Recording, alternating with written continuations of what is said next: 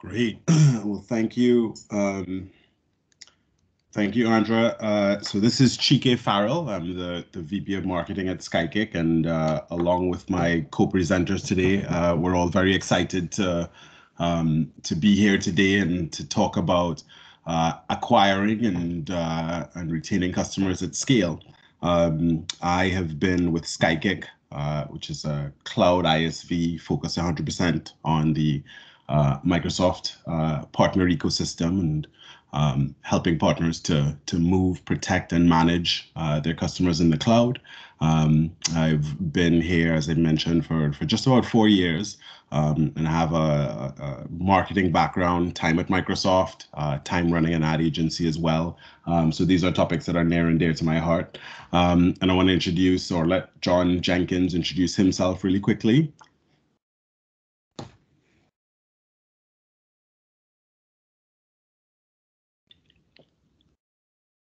John, are you with us?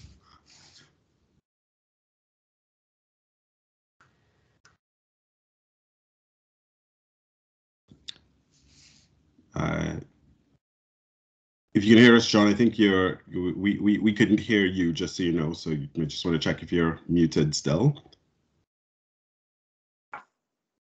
Okay, try again. Third time lucky. John Jenkins. Good morning. I'm head of sales and marketing in Lyft, and we're an AI-based Azure SaaS company. Thank you, Chike. All right, great. And then last we have Stein. Hello, can you hear me? Yes. Amazing. Hello, everybody. I'm Stijn Huismans. I'm the founder of Growth Busters. We're a growth hacking agency based out of Amsterdam, the Netherlands. Awesome, great. So we'll just jump right in and let's just kind of focus on today. We are really gonna start off with a very quick level set on sort of the state of play and where these particular strategies and tactics kind of fit in your focus on building a better cloud practice. And then the guys will both run into from their point of view, some of the interesting ways that they have seen partners, or they are helping partners, really start amping up acquisition, amping up their ability to find the right customers, and derive better and longer, more impactful relationships over the long term. I'd say that today's session is really pointed at folks who have really started on that journey around sales and marketing, and are really focused on, the ways that they can kind of continue to go and evolve, right? And so I think a good sort of level set place, is to look at, where these particular strategies or tactics fall. One of the things that you notice is that, really worldwide, this comes from the HubSpot State of Inbound global survey of 2018, and really worldwide, and this kind of maps to what we certainly hear a lot from our 20,000 plus partners at SkyKick, is that acquiring customers is almost always one of the things that's top of mind, right? Everybody wants to grow, everybody wants to bring more customers in, and that's certainly one of the things that's usually a key focus point. But what I always thought was interesting, and I've been sort of looking at this report over the years, and it's always been interesting to me that increasing revenue from existing customers is always one that's up there as well. And this sort of maps to, again, not only the way that see the world at SkyKick, but even to one of the kinds of things that I would have said to customers and partners of mine in my agency days as well, right? A huge part of the opportunity for you as an IT services provider is not just in net new customers, right? But also in, how can I extend and create stickier recurring revenue relationships with the customers that I have? So this sort of maps, and loud and clear you see kind of globally these themes repeated over and over again. For us at SkyKick, one of the things that we have focused on doing more and more over time is just sort of like listening to our partners and trying to distill what are the best ones doing, what is separating the great partners from the good partners, from the okay partners, or what have you, and then help the community sort of learn from one another. So there's a framework, and this webinar series is sort of loosely tied to that framework, where we have seen that the best partners are really thinking about certain things. They're thinking about, how do I get to market faster with new offerings? How do I think about pulling together the right strategic offerings, bundles, and other things to kind of advance my business? We're seeing partners thinking a lot about, what is my differentiation? How do I differentiate around service? How do I differentiate around net new IP creation and other sources of value, which then relates directly to some of the things we're talking about today, because those things then create an offering that helps you accelerate acquisition, as well as those are the things that lead to more sticky recurring revenue relationships over time. And then last but not least, thinking about, how do we manage your business? How do you manage like a cloud business for today's world and kind of continue the evolution? So, again, today is really going to be about a couple of specific actionable ways that you can take steps around acquisition, and really kind of accelerating the acquisition engine and starting to think about managing your business for upsell and lifetime value. And so, before I kind of hand it over, I think the key thing, and we've all heard many times from Microsoft and other places, about how big the cloud opportunity is, and that is certainly true. But this is a really interesting slide, and I know it's one that that John uses a lot as he kind of talks through partners, and so we sort of pull it into this opening stage, which is, yeah, sure, there's a huge opportunity there, and that opportunity is driven by hundreds of thousands of customers that you can go after, but there's still some classic challenges. You're running a business, you don't have unlimited resources, you don't have unlimited people in sales and marketing, so that creates a necessary challenge to navigate, right? How do I find the right customers? How do I assess what are the right types of customers for me, particularly at scale, right? How do I think about the ways to engage, and what are the things that show me that this customer is ripe for engagement from an acquisition standpoint, and this one is not? And when should I engage, and when should I not? And at the end of the day, it's kind of most fundamentally, I guess the best way to think about it is, in a world where you don't have, unlimited resources, and even, at SkyKick, a growing company, we've learned to be pretty scrappy, and so we sort of see and feel like we see a lot of the same things that you guys do.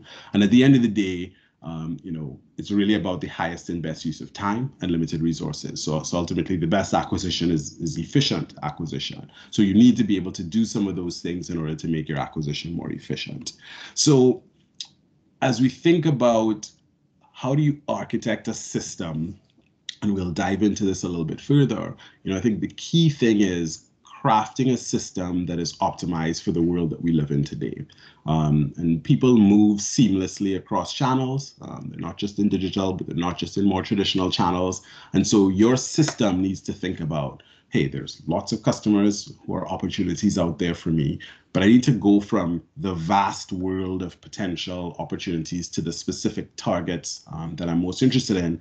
And that's where data starts to play, an even more important role. And big data in particular is something that, it's a term we hear thrown around a lot, but it really is something that, can even be more approachable for, businesses now of almost any size. That then leads to thinking really closely about the experience that you're creating, the ways that you make it easier for customers to come into your funnel and manage them through, and then how do you use techniques like growth hacking, which Stein will talk about, and like some of the more advanced techniques, or how do you find partners who can help you do those things while focusing on the right types of metrics, your win rates, and taking the information, ingesting it, and refining your tactics over and over again. So that's sort of some stage setting. I'm going to sort of shift over to John, who will then talk a little bit more about acquiring customers at scale, and specifically some of the ways that you can go from the vast world to, the figuring out the right targets for your business and getting some of that more efficient acquisition. Thanks, GK. So let's skip into what the Lift company and our mission, which is really founded on the emergence of capabilities that were developed over the last 5-6 years and became commercially available to corporations. And Lift is really focused on discovering and understanding the technology preferences and business attributes of every company on the planet. And our company was founded on the ability to do massive scalable data collection of unstructured data. And then from that, make sense of it, draw meaning to enable smarter B2B sales and marketing targeting. So at the core of our capabilities, founded on really on the Azure cloud, is data. We have a massive data graph that is focused on SMB and mid-market, although we cover the enterprise too, covering more than 15.5 million companies today and over 14,000 attributes, companies' technology preferences, as well as key business attributes, IT spend, cloud adoption levels, and so on. Then using available machine learning capabilities, we've built customized models for our customers to use to develop acquisition models, and we work with them on that, customer acquisition models, and then subsequently cross-sell, upsell models to grow accounts that they've acquired. And thirdly, we've built an application layer that allows users in sales and marketing to discover, segment, engage, and measure the performance of those of the AI recommendations that they get from our platform. So moving on to the next slide, please. So as Chike referred to earlier, that the SMB space is a vast universe. If you ignore individually run operations companies, then there's around 780 million entities out there believed to be two-person or more companies. And we've been working to really draw and understand who's really worth targeting in the 78 million. And from our graph currently of 15.5 million organizations, we've narrowed down to a group of about just under 6 million organizations that are more than 25 employees. And today we have rich, deep data and run our AI models on those 6 million companies on an ongoing basis for our customers. This allows them to really see where to focus their limited sales and marketing resources. And we provide recommendations at the very top level, driven by the AI and our big data, that allows our customers to know which accounts they need to act now in, to do other more nurture-orientated engagements, customers who are evaluating but not ready to buy, or those much earlier in the sales cycle, not even considering a purchase, where there was really education and nurture needed at this stage within those accounts. But the crux for us starts with accounts. We use AI and big data to guide our customers on which accounts to engage initially. Because in a universe of 78 million, the first thing you have to get right is knowing you're targeting the right accounts before you worry about the right buyers. So the next slide, please. And working with Microsoft today, who are one of our major customers, we basically provide a suite of machine learning models to their Microsoft teams, their sales and marketing employees, scoring nearly 5 million companies a month for Microsoft for cloud customer acquisition, including Office 365 and M365 customer acquisition scenarios. To do that, we bring together many thousands of different attributes in Lyft's own products, own data, our own firmographics and business attribute data, combined with Microsoft's own graph on its 2 million or so SMB customers. That data with the machine learning allows us to make sense of and score 5 million companies a month on behalf of Microsoft for both propensity and intent.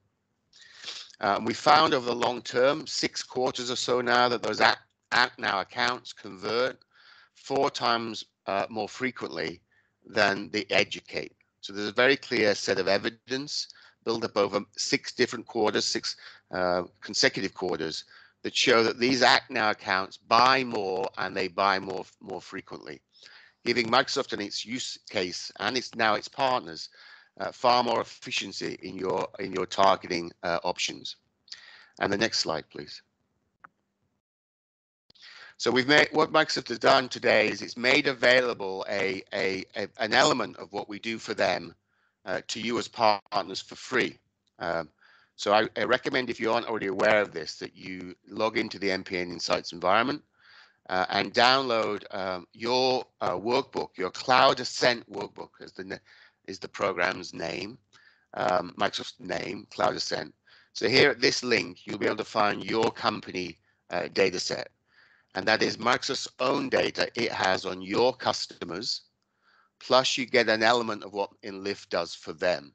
You get that act now, nurture, evaluate or educate recommendation for each of your accounts where Microsoft recognizes you as the partner of record.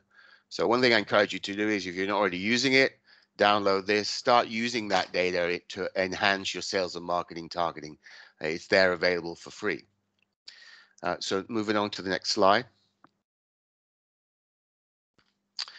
And then at Inspire this year, at Microsoft's request, we developed a package so that MPM partners can have direct access to our platform at a significantly lower cost. So you can get access not only to that recommendation level data, but all of the data we have on each of your customers, plus up to 3 million prospects. So out of the 5 million companies we score a month for Microsoft, nearly 3 million are prospects. They've not acquired any Microsoft clouds, yet they have high propensity to do so.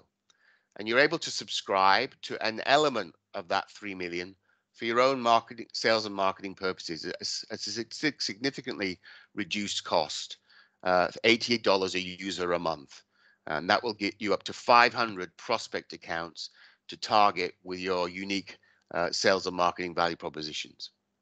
So to find out more about this offer and learn more, then there's a link at the end of this deck that you can follow to send us your interest. Thank you very much.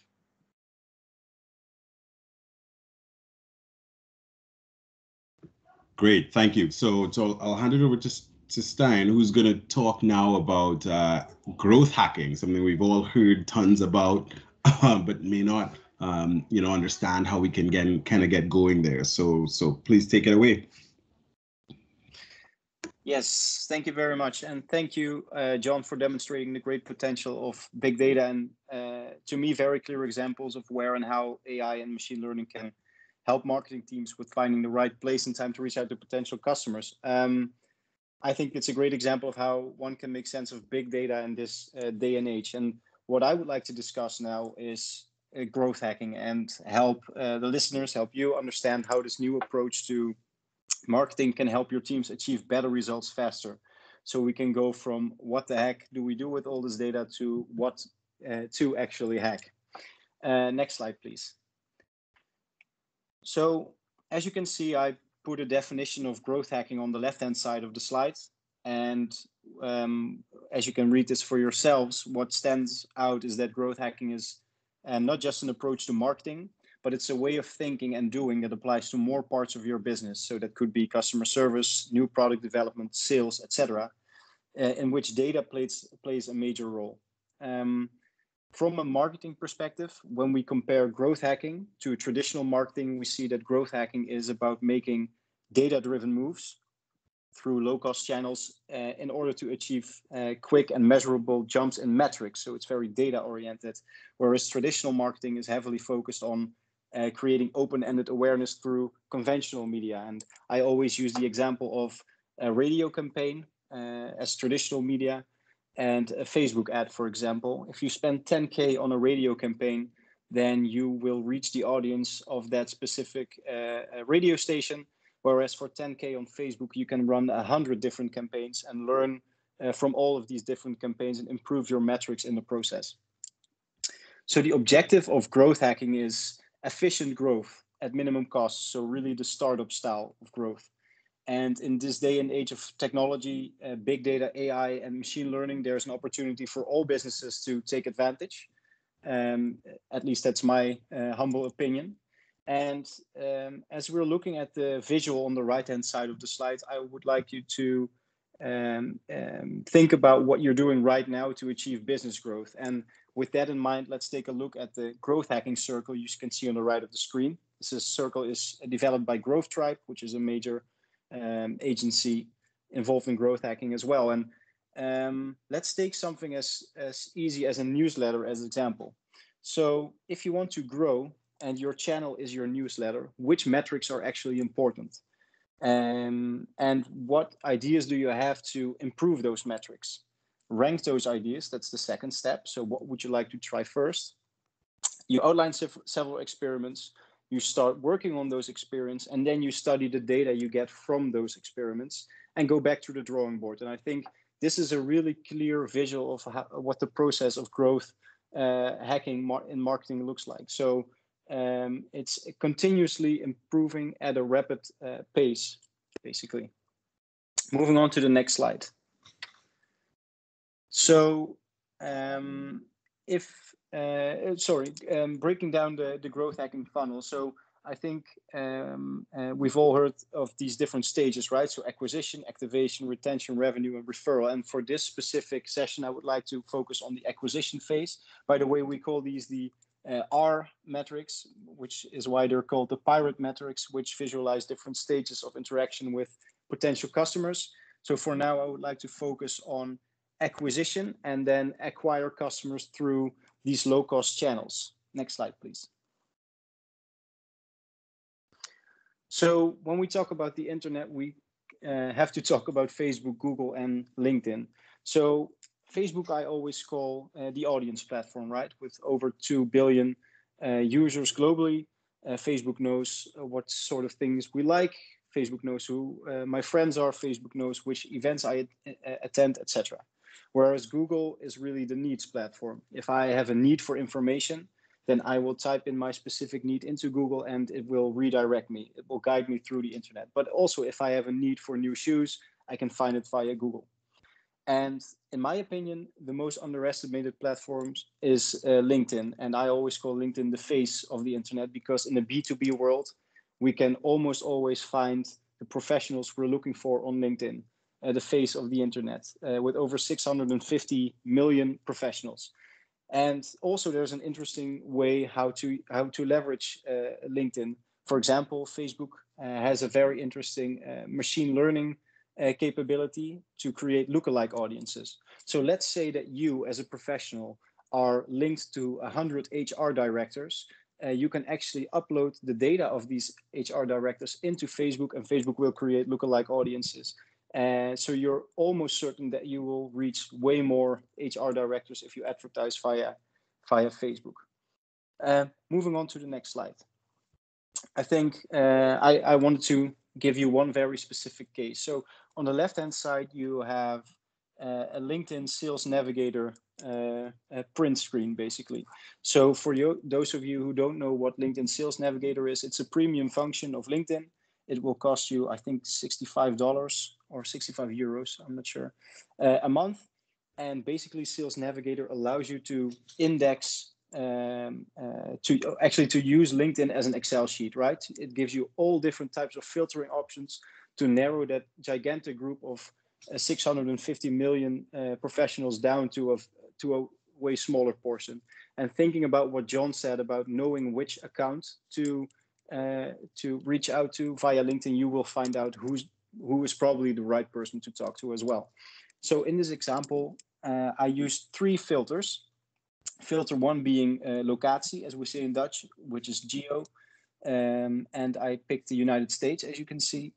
The industry, I picked computer software, and the function title of the professionals I want to reach out to, I picked founders. And as you can see on the top right of that visual, there's 47,617 founders of software companies in the United States alone. So that's a large target group. And actually, this is your database. So you no longer need to have your own database. You can leverage platforms. You can use these platforms to find out who's the right person to talk to.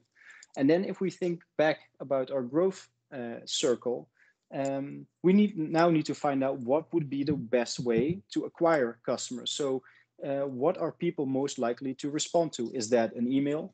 Is that an in-mail message via LinkedIn? Do we need to call them up?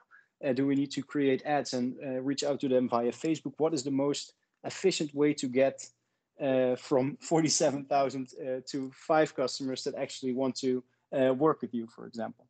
So there's a lot of interesting, I will not go into too much details, but there's a lot of interesting tools available, of which Hunter, the top one, is a very good one in my opinion, because Hunter allows you to turn any LinkedIn profile into a B2B professional email address that you can use to send out an introduction, for example. as we all know, people are very protected by privacy regulations these days. So you're definitely not allowed to save any email address in your own database, but you can reach out and see if there's an interest for an introduction call or anything of that sort.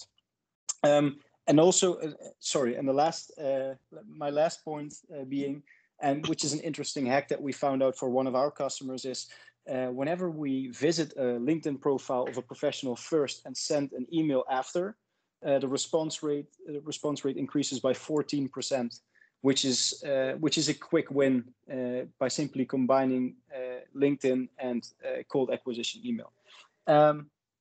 That's it for growth hacking from me. And if you have any questions, please let me know later. And to conclude my part of the session, I would really like to encourage you to start implementing growth hacking methodology, because it makes marketing completely measurable and will deliver invaluable knowledge about your potential customers in the process. So thank you. That was it for me.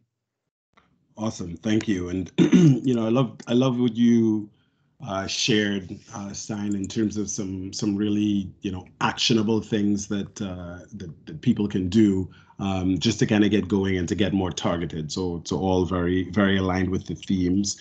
As we move on and just kind of wrap up, I think one of the things that I mentioned earlier on from the SkyKick standpoint is, again, sort of like learning from all of the partners and all the other partners who are out there. And of course, many of you find lots of different ways to do that in different groups and that sort of thing. But one of the things that we wanted to do, and this webinar series kind of connects to that, is help partners find ways to benchmark themselves, kind of understand where they're at and get some prescriptive guidance.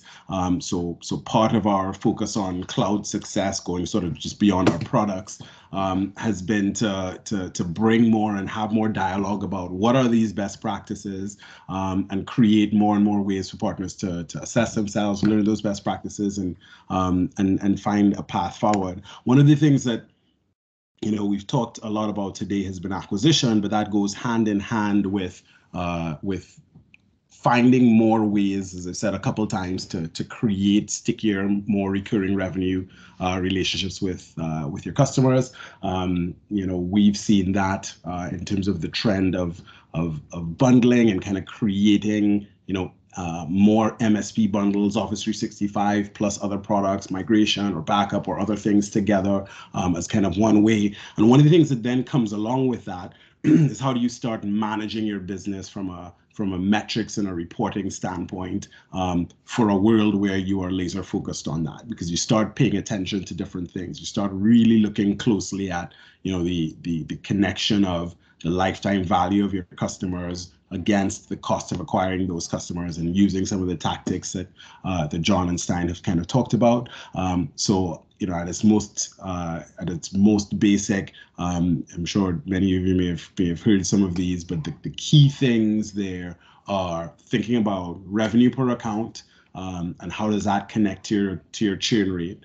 How do you connect cost of customer acquisition to your customer lifetime value? And paying close attention to those ratios is one of the most important initial quick win things that you can do, and can infuse into your business from a leadership standpoint. So measuring is a really important part of going along the journey to upsell, along with probably one of the other kind of key best practices that we've seen over and over is starting to ensure that you've implemented customer success teams, and people who are solely focused on creating great experiences for customers, and therefore maximizing the odds of retention and renewal. As I mentioned before, one of the tools that's now out there at cloudsuccess.skykick.com is a tool to assess your Office 365 Partner Transformation Index, or OPTI as we call it. But it's really a place to kind of come in and spend some minutes on your own business. Spend 10, 15 minutes really kind of thinking deeply about some of the different questions around your cloud strategy, your sales strategy, your operations, etc., and get a feel for where you are, and then put yourself in the frame to get access to a bunch of material that can kind of help you on specific areas. Not every business or every business is not the same, so it's important to kind of understand where you are, and then kind of create a prescriptive path based on that.